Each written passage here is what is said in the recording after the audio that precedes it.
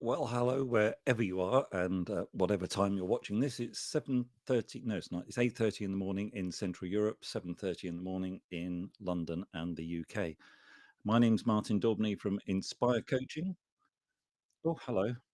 Didn't know you were going to be talking to me as well. That's the LinkedIn Live feed showing that I'm LinkedIn Live, feeding back to me, which is lovely.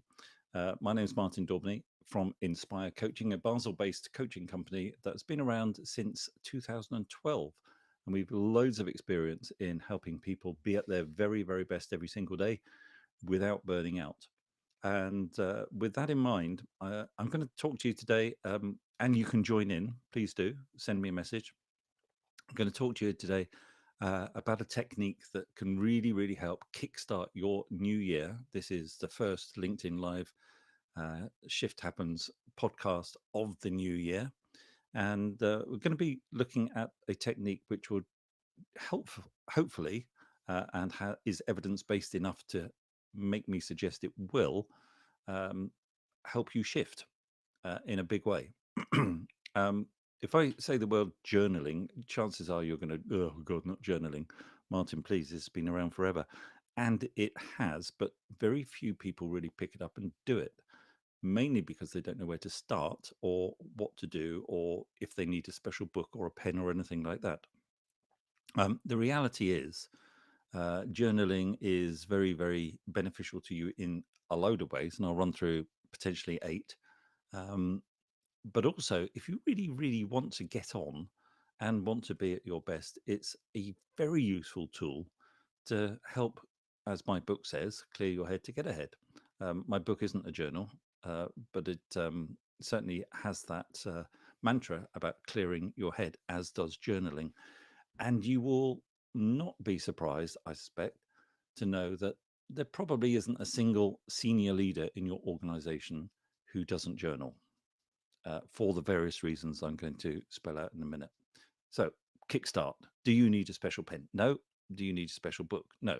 There are things called bullet journals out there. There are special journals for men. There are people that like to decorate their journals and do lots of fancy artwork and all sorts of things. I'm reminded, really, when I talk about this, about when I was a kid. And so I don't know why, but I would be given one of these a page a day diaries at Christmas. I think my parents thought I might turn into Samuel Pepys or a great diarist or something. But I managed about 3 days of this journaling. It wasn't formed in those days, and honestly, the only things I could think about what to write was "had a nice day." Nothing really more than that was important when I was a kid. But these days, there is so much more to think about, and so many more ways of clearing your head.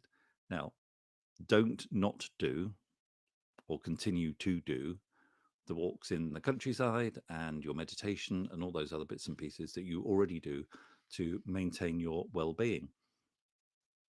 And then add journaling.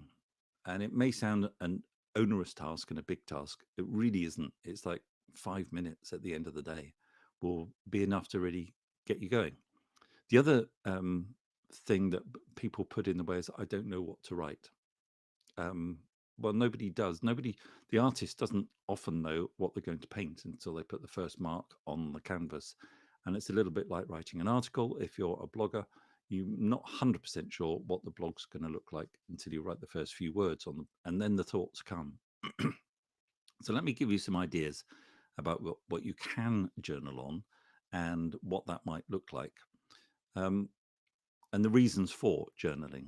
So top reason, perhaps, is clarity and reflection. As I said, many of your leaders in your organization and those people who are truly successful use journaling as a way to clarify their thinking and reflect on what has happened.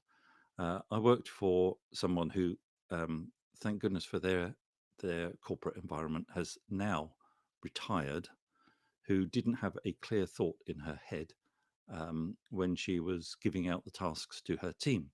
And each and every one of us would go away and think, okay, I think I've got it. Come back with the builds on their suggestions. And she would just go, no, no, this isn't what I'm thinking. That's this, no. And would use her team, who most of who departed long since because they couldn't stand it, use her team to clarify her own thinking. If only she had used journaling, it could have saved an awful lot of hassle and stress. One guy I joined the company with left. He left within 6 months. He couldn't take it.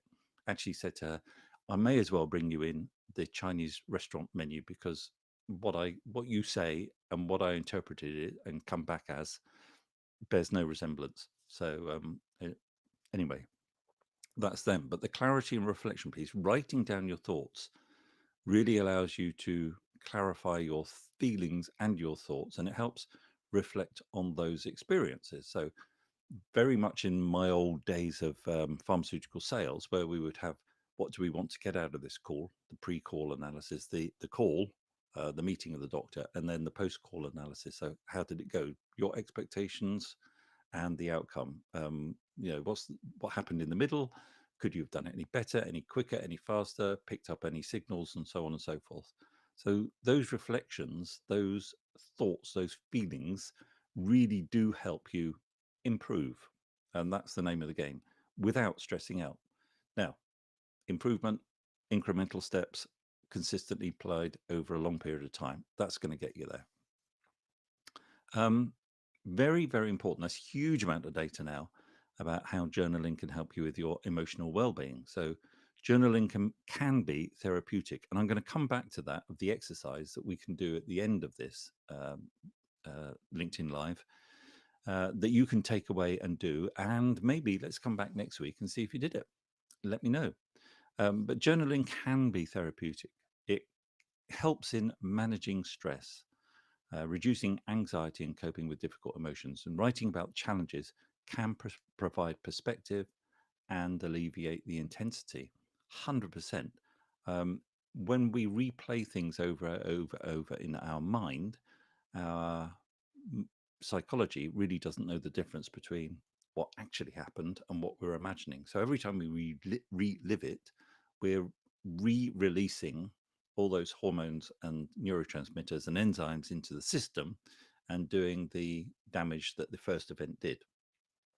Now, if you can get that out of your system, and I do recommend pen, hand, paper writing, although there is now some evidence to suggest that actually typing versus pen writing doesn't really make a huge amount of difference. But anyway, getting it out can actually, your psychology knows it's then captured. You don't have to really remember it too vividly. You can go back and visit it. And that's kind of the crux of the exercise that I'll share with you later. Journaling is also great for goal setting. It's a reminder. Your goals help you clarify what you want to achieve and you can start to create a roadmap of how to get there. And you can use the journal to track your progress. So you could actually plan out some things in the pages in your journal and then tick box and small steps and those little micro goals that help you get the big one at the end. It's extraordinarily useful, and a lot of people find this for creating creativity and idea generation. And particularly if you're one of those people who can do mind mapping or brain mapping or heart mapping, however you want to describe it, where you have an idea in the middle and some threads come off and then linked threads, you know what I mean, where you get this kind of spider diagram that goes across the page. Beautifully done in different colors for some people. Different themes have different colors and so on. And it's a very, very useful exercise to help you explore ideas. If you sit with an idea, you tend to sit with the idea. If you get it down on paper and see it, somehow your mind can see there's another possibility. Oh, that can lead to this, can lead to that. And then you don't lose the thread of where you've come from. So very, very useful in that way. For personal growth, of course. So self-discovery and personal growth, an opportunity to explore what you understand. Just writing down what happened, and by documenting your experiences and thoughts, you can identify patterns. And sometimes, certainly within the clients that I see, it's those patterns that give us an indicator about where the blockages might be. I can then ask them the questions they're often too afraid to ask themselves. So very, very useful way of getting through some of this nonsense that we carry around with us all the time. The memory and gratitude one, that you may have heard of a gratitude uh, journal as well. It's certainly in the circles that I speak to, gratitude is one of those energetic frequencies that is really, really good for us if we genuinely are feeling that feeling of gratitude within us. Then um, it actually supports us in so many ways. And the idea of gratitude journaling is to just find 3, 4 maybe, but 3 things, moments, experiences during the day that you feel grateful for. It could be your lovely spouse bringing you a cup of tea in the morning. Very grateful. Don't take it for granted. They're not always there. It could be that those after a few days of cloudy weather, like I've got here in just outside the window here, very cloudy, very dull, very white. It's just been snowing, but that feeling of gratitude when the first rays of the next sun come in and hit your skin, you can feel the warmth on your skin. That's a lovely feeling to have. So there can be moments like this, but there can also be those moments of deep gratitude when you maybe got rewarded or recognized. That would be nice, wouldn't it? Recognized for doing a good job at work, and your boss came up and just told you that you did really well and keep going and so on. Feeling grateful for those. Now, the thinking here is like most things, um, the more you focus on it, the more you find things to be grateful for. It's in exactly the same way that the more you're pessimistic and you find negative things, you'll find more negative things to be negative about. Our attention our energy flows where our attention goes, something like that anyway. And the more you can find moments, experiences to be grateful for, however small, the more will show up for you to be grateful for. And that is a massive mood shifter. Um, you can use journaling for problem solving. Often, you know, those moments where you've probably had this. I've had this. I actually had this while I was driving a car, believe it or not. I was pondering on a question I was studying years ago. I was studying mathematics, not terribly well, but I was nevertheless had this big problem that I was trying to solve and figure out and understand the language of maths in order to solve the problem. And I can still remember the exact same place in the car on the road at the time, what was going on when I suddenly had that, oh, that's how it works. I got it. I got the concept and I was able to apply it. Um, Same sort of thing happens when you're doing something mundane, like the washing up or cutting the grass, or even just in a silent moment going for a walk out in nature. The problem solving, writing down the problems or the dilemmas can help you analyze things a little bit more succinctly, but you can also dump it there. It enables you to consider various options and previous options. You put it out and you write it down um, and leave it there sometimes and then come back to it. So journaling isn't a linear day by day diary type thing. It's something that you can refer back to as well. And then your communication skills. So regular writing can improve your communication skills. Now, it helps in organizing your thoughts coherently. So when you are thinking about what you might do, you've got this kind of reference, this back of pocket type thing to dip into and have a look at and see what you can do. Journaling. So let me know if you're going to have a go. The new year is a fantastic time to start a new journal, like I said. Um, with my childhood experiences of getting a diary every year. No idea why. I should ask my mum. It never struck me as a good idea, but there you go. That's what life is all about.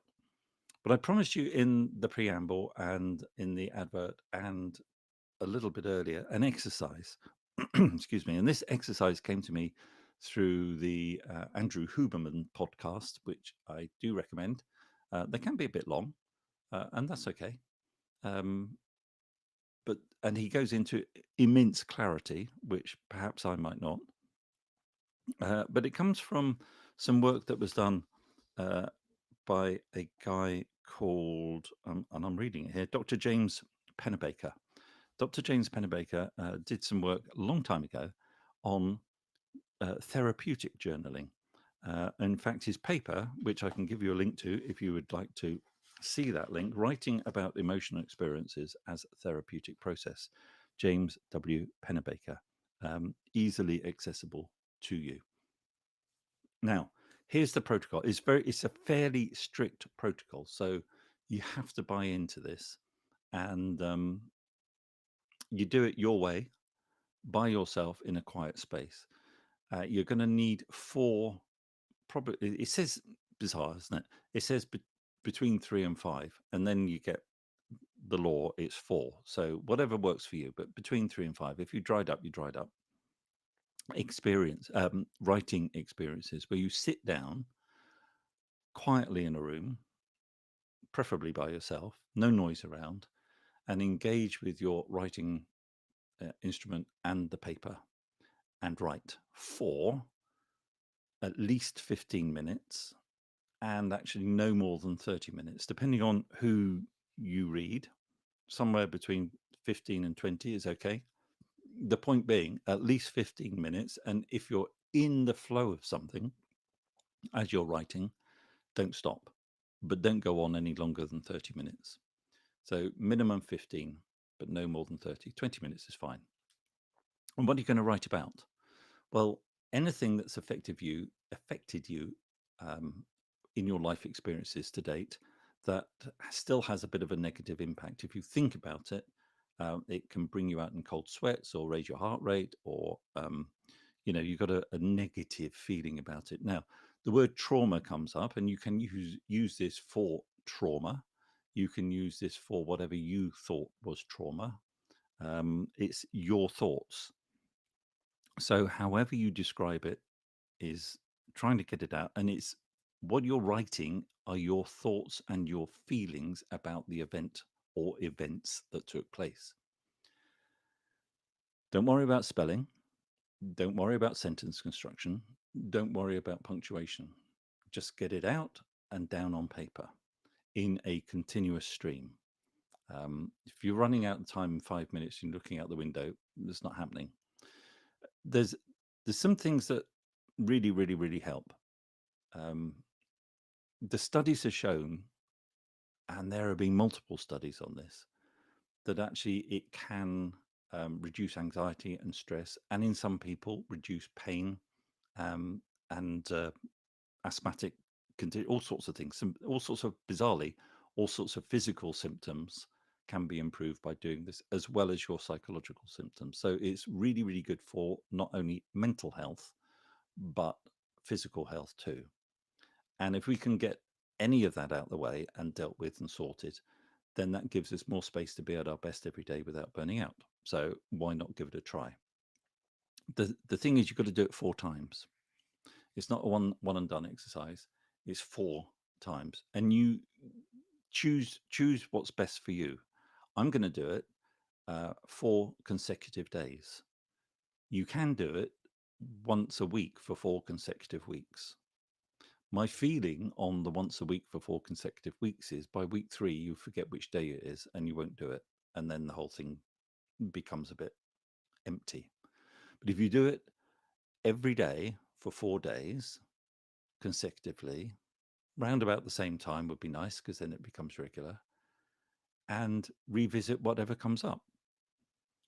It's a little bit like peeling the onion, so you get more out. But it also has a knock-on effect, and you go where your thoughts go. You don't stay on the topic of, oh, I remember that time when I was at school and the teacher did blah, blah, blah. And that's the thing you focus on. Your thoughts and your emotions will go everywhere. And it can even come into today, if that's where you want to go. It's your writing. It's for you. Here's the thing. Here's probably the difference that makes the difference. The more you're able to dive in and get to those thoughts and feelings and give to the paper, the stronger, the better the outcome is going to be, and the bigger the difference you will feel after the exercise. let's have a, it's not a word of warning, but let's be sensible about this. Sometimes when we revisit some of those events, it can actually make us feel upset, cry even. Well, stop. If that's too upsetting for you to do, don't do it. As simple as that. There's no compulsion to do this. No one's holding you to account, only you. But if it's too overwhelming, stop. That serves no purpose. But there may be other things around you that you can really, as a knock-on effect, you can sort of slowly get there. Just try it. So I'm going to do this. Carol, my wife, is going to do this too. We both know, we are uh, of a certain age, and we've lived some lives, and we've experienced some experiences, and we've had experiences where life, it can be for anything. It can be for a death. It can be, which I've experienced. It can be a divorce I've experienced. It could be a breakdown. It could be all sorts of things that are still within you and potentially holding you back, and maybe even a trigger source for some of the events you're experiencing today. Uh, the Interestingly, I find the paper or the research in this actually says it's probably as good as going to see your therapist and talking, but somehow you're not. It's just completely private. Oh, that's the other thing I have to mention. No one's reading this. Absolutely 100% locked up just for you. And you can reread it if you want to. And you can, after the 4 times you've done it, you can tear the pages out the journal and set fire to it in a ceremony if you want to. But this is just for you. No one's reading it. So you can be as brutally honest as you really, really can be. So there you go, journaling. I just thought I'd give that out there. It's the first LinkedIn Live of the year. There should be a song about that. And I'm going to do this writing exercise, right? So the paper, if you're interested, it's in Psychological Science Special Edition, Writing About Emotional Experiences as a Therapeutic Process by James W. Pennebaker from the South Methodist University.